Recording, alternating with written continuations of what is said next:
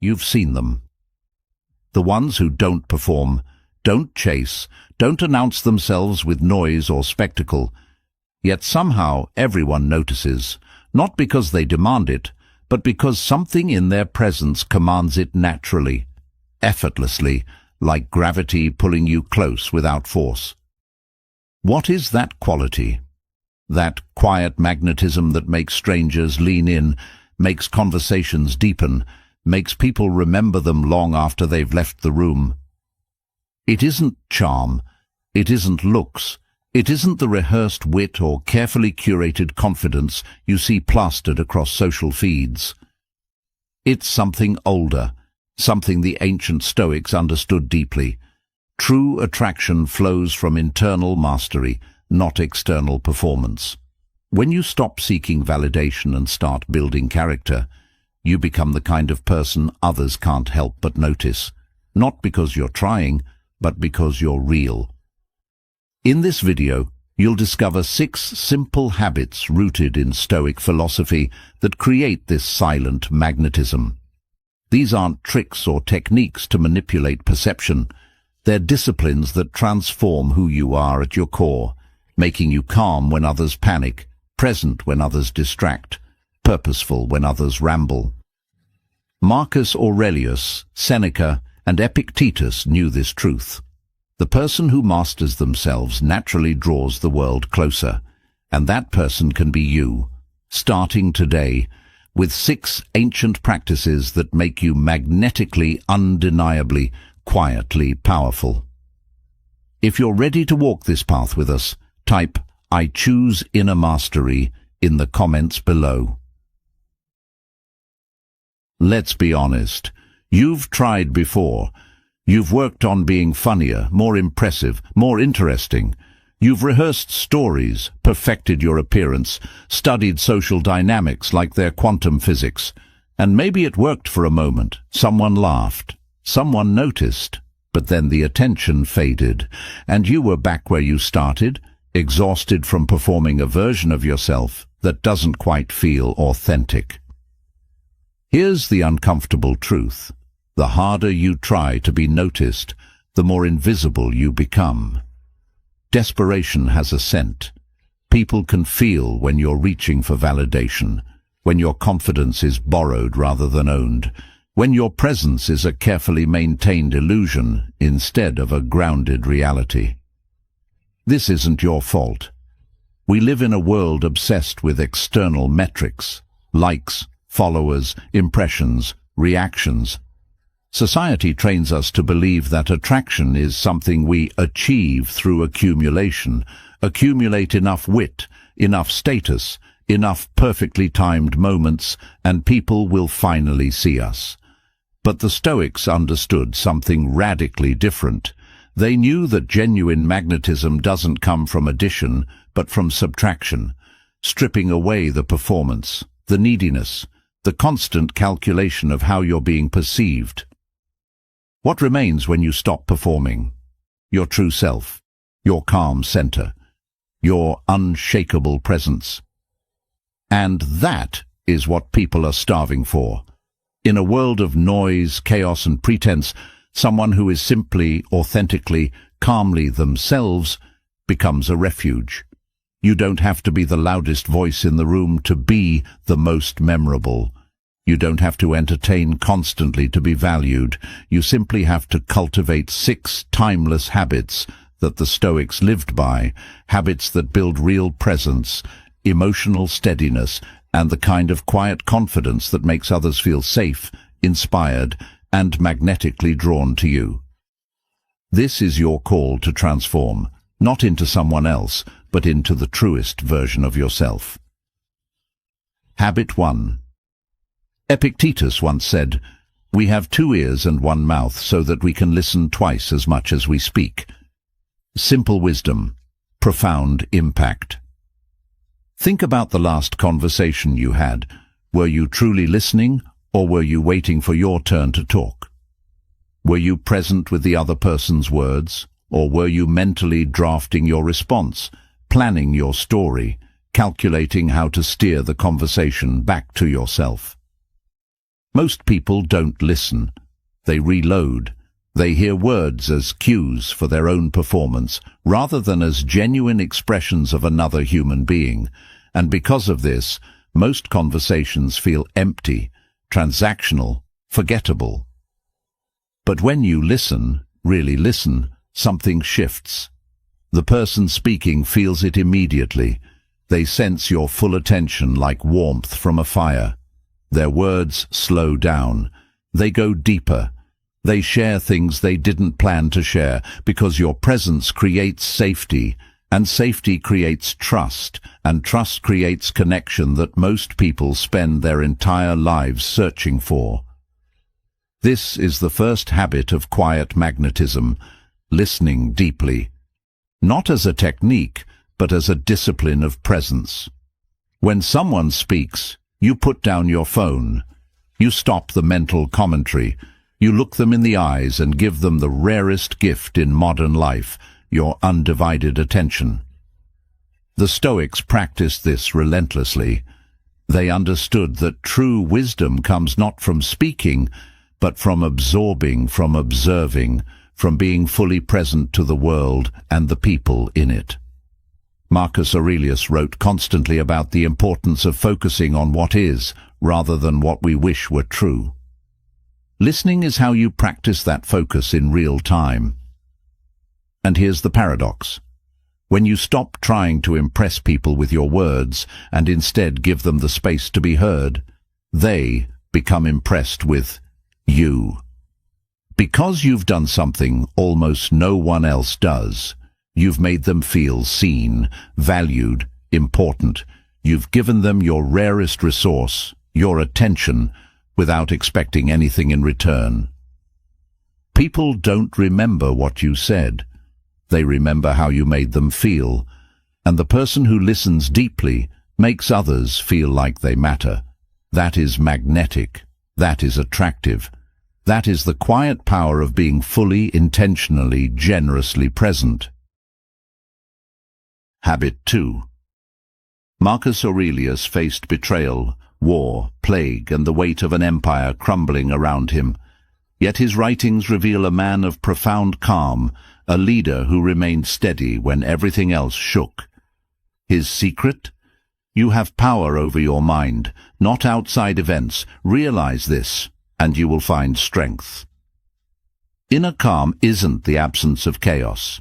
It's the refusal to let chaos dictate your emotional state. Watch how people react when things go wrong. Flights get delayed. Plans fall apart.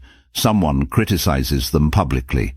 Most people spiral. Frustration bleeds into their words. Panic tightens their body language. Reactivity controls their decisions. And in those moments they become smaller, less trustworthy, less magnetic.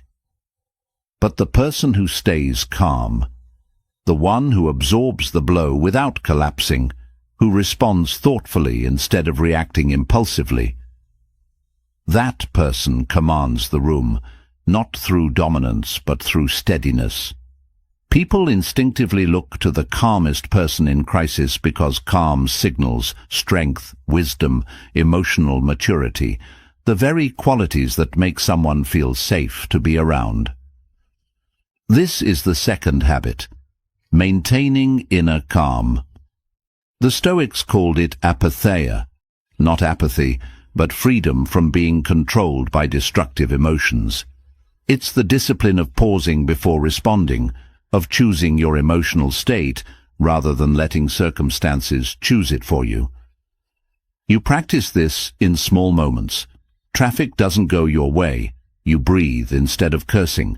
Someone interrupts you. You let them finish instead of fighting for airtime. A project fails. You assess what you can learn instead of spiraling into self-criticism. Each time you choose calm over reaction, you strengthen your inner citadel. You prove to yourself that you are not a victim of external events, that your peace is yours to keep regardless of what happens around you. And others feel this. When you walk into a room carrying that stillness, people relax. They sense that you won't add to the chaos. that you're solid ground in a world of shifting sand. Your calm becomes contagious, and suddenly people want to be near you, not because you're entertaining, but because you're stable. And in an unstable world, stability is the rarest, most attractive quality you can offer. Habit 3. Seneca warned against the dangers of excessive speech. We are more often frightened than hurt, and we suffer more in imagination than in reality. He understood that most words are noise, filler designed to ease our discomfort with silence, to prove we exist, to maintain the performance of being interesting. But the Stoics valued economy, not silence for silence's sake, but purposeful speech, words as tools, not decorations. When you speak, you mean something. When you're quiet, you're observing, learning, waiting for the moment when your words will actually matter. This is the third habit, speaking with purpose. Think about the people you respect most. Do they fill every silence with chatter? Do they interrupt, over-explain, dominate conversations with their opinions? Or do they speak less frequently but with greater weight, choosing their words carefully, saying what needs to be said and nothing more? Purposeful speech creates authority. When you're selective with your words, people listen more carefully when you do speak. They lean in. They remember, because they know you're not wasting their time with verbal clutter. You're offering something considered, something true. The practice is simple but difficult. Before you speak, ask yourself, does this need to be said? Does it need to be said by me? Does it need to be said right now? If the answer to any of those questions is no, stay quiet. This doesn't mean becoming robotic or withholding. It means respecting the power of language. It means recognizing that silence can communicate strength, thoughtfulness, self-control, all qualities that make you magnetic without saying a single word. Epictetus taught his students to examine their thoughts before releasing them into the world. The undisciplined mind speaks impulsively, reactively, carelessly. The disciplined mind filters, refines, and releases only what serves truth, connection, or understanding. When you adopt this habit, you stop rambling. You stop filling awkward pauses with nervous laughter or trivial commentary. You become comfortable with silence, and that comfort signals confidence. It tells others that you don't need constant validation through verbal performance, that you're secure enough to let moments breathe. And when you finally do speak, your words land with impact. People remember them, they quote you later, because you've earned their attention by respecting it. Habit 4. The Stoics had a practice called premeditatio malorum, the premeditation of evils. They intentionally visualized worst-case scenarios, not to be pessimistic, but to build emotional resilience. By confronting difficulty in their minds first, they stripped adversity of its power to shock, to paralyze, to control them. Marcus Aurelius wrote, "The impediment to action advances action. What stands in the way becomes the way." He lived this philosophy through plague, betrayal, and relentless pressure. He didn't avoid hardship. He transformed it into fuel for growth. This is the fourth habit, facing adversity with courage. Here's what most people do when life gets hard. They complain, they avoid, they collapse into victimhood. They broadcast their struggles as excuses for why they can't move forward, why they deserve sympathy, why the world is unfair. And while that's understandable, it's also repellent. People don't want to orbit someone drowning in self-pity. They want to follow someone swimming toward shore despite the current. Courage doesn't mean pretending hardship doesn't hurt. It means acknowledging the pain and choosing to act anyway. It's the quiet decision to face what scares you, to stand firm when everything in you wants to run, to keep your dignity intact even when life strips away your comfort. When you cultivate this habit, something shifts in how people see you. They watch you encounter setbacks and notice that you don't crumble. You adapt, you problem solve, you carry yourself with a resilience that inspires them to be braver in their own lives. The Stoic approach isn't about toughness for toughness' sake. It's about accepting reality as it is and responding with wisdom rather than panic. Seneca said, "A gem cannot be polished without friction, nor a man perfected without trials." Every challenge you face is an opportunity to prove to yourself and demonstrate to others that you are not fragile, that your worth isn't dependent on easy circumstances. And that is magnetic. People are drawn to those who can weather storms without losing themselves, who emerge from darkness still intact, still purposeful. Because if you can remain grounded when life shakes you, others know they can trust you when life shakes them too. Habit 5.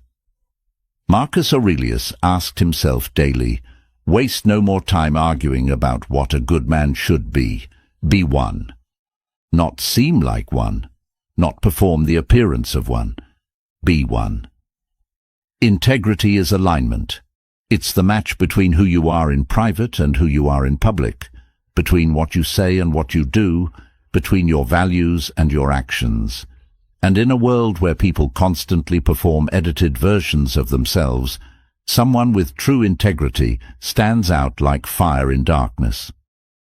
This is the 5th habit, living with integrity. Think about how exhausting it is to maintain a facade. You say you value honesty, but tell convenient lies. You preach kindness, but gossip behind people's backs. You project confidence, but feel like an imposter every day. The gap between your authentic self and your performed self creates internal friction, and people sense it, even if they can't name it. But when you live with integrity, that friction disappears. You become the same person everywhere, at work, at home, in public, in private. Your word becomes reliable because you do what you say you'll do. Your presence becomes trustworthy because there's no hidden agenda, no manipulation, no performance designed to extract approval. The Stoics understood that virtue, arete, was the highest pursuit, not wealth, not fame, not pleasure, but the cultivation of excellent character. And character isn't what you claim to be. It's what you consistently demonstrate through thousands of small choices that no one's watching. When you choose integrity, you stop trying to control how others perceive you. You simply act in alignment with your principles and let that speak for itself. If someone criticizes you, you can meet their gaze calmly, because you know your actions match your values. If someone praises you, you can receive it without inflating your ego, because you're not dependent on external validation. You've built internal validation through consistent, authentic action. This creates a magnetic quality that's almost impossible to fake: trustworthiness. People relax around you because they know you're not playing games, not wearing masks, not saying one thing and doing another. They know what they see is what they get. And in a world of illusions, that honesty, that wholeness, becomes irresistibly attractive. Integrity makes you solid, dependable, real, and real never goes out of style. Habit 6.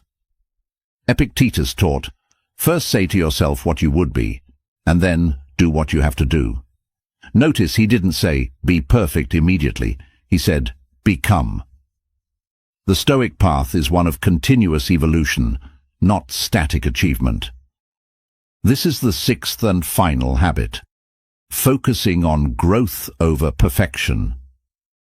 Perfection is a trap. It's the voice that says you're not ready, not good enough, not polished enough to show up authentically.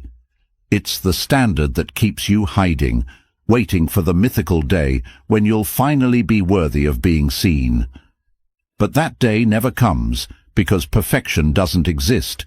It's an illusion designed to keep you small, safe, and stuck. Growth, on the other hand, is real. It's messy, it's vulnerable. It's the willingness to be imperfect in public, to try things you're not good at yet, to admit when you're wrong and adjust course.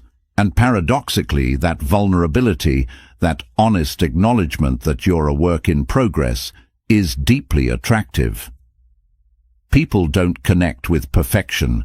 Perfection creates distance, intimidation, the sense that you're untouchable and therefore unreachable. But growth? Growth is relatable. It's human. It's the shared experience of stumbling, learning, improving, and stumbling again. The Stoics practice daily reflection, examining their actions, identifying where they fell short, and recommitting to their principles the next day. Marcus Aurelius filled his journals with reminders to himself, not because he had mastered virtue, but because he was practicing it daily, imperfectly, humbly.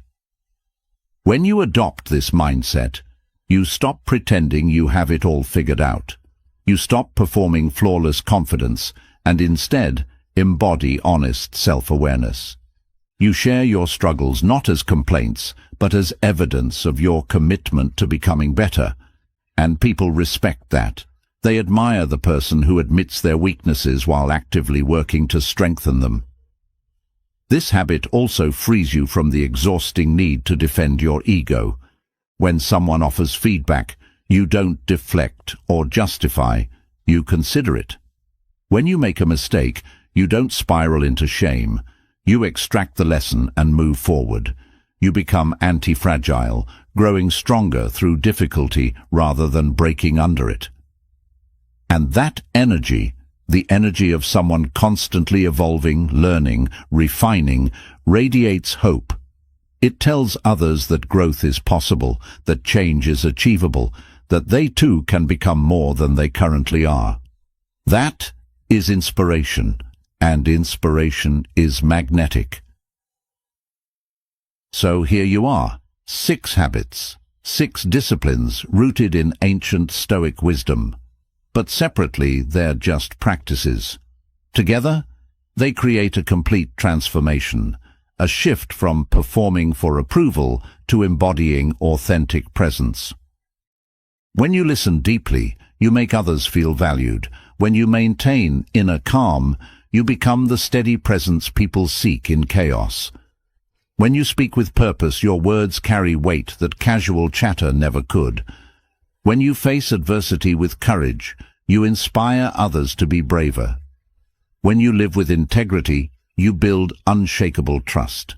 And when you focus on growth over perfection, you radiate the hopeful energy of someone becoming more. These habits don't work in isolation. They reinforce each other, creating a compounding effect that transforms not just how others see you, but how you see yourself. You stop measuring your worth by external validation, because you've built internal validation through disciplined character cultivation. You stop chasing attention because your presence naturally commands it. You stop performing confidence because you've developed real confidence, the quiet kind that doesn't need to announce itself. This is the Stoic promise fulfilled. Master yourself and the world responds. Not because you've become someone else, but because you've become fully, authentically yourself, stripped of pretense, grounded in virtue, radiating the calm strength that comes from knowing who you are and what you stand for. You walk into rooms differently now.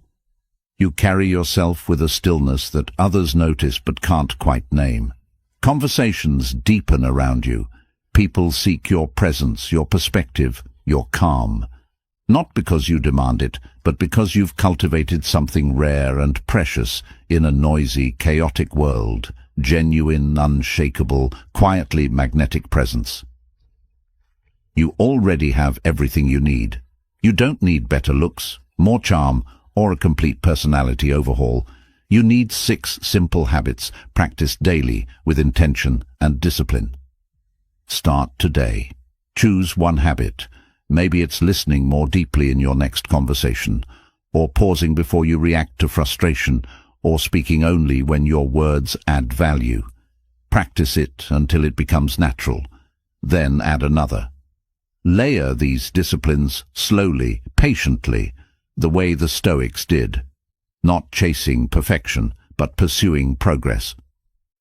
Marcus Aurelius didn't become a philosopher king overnight.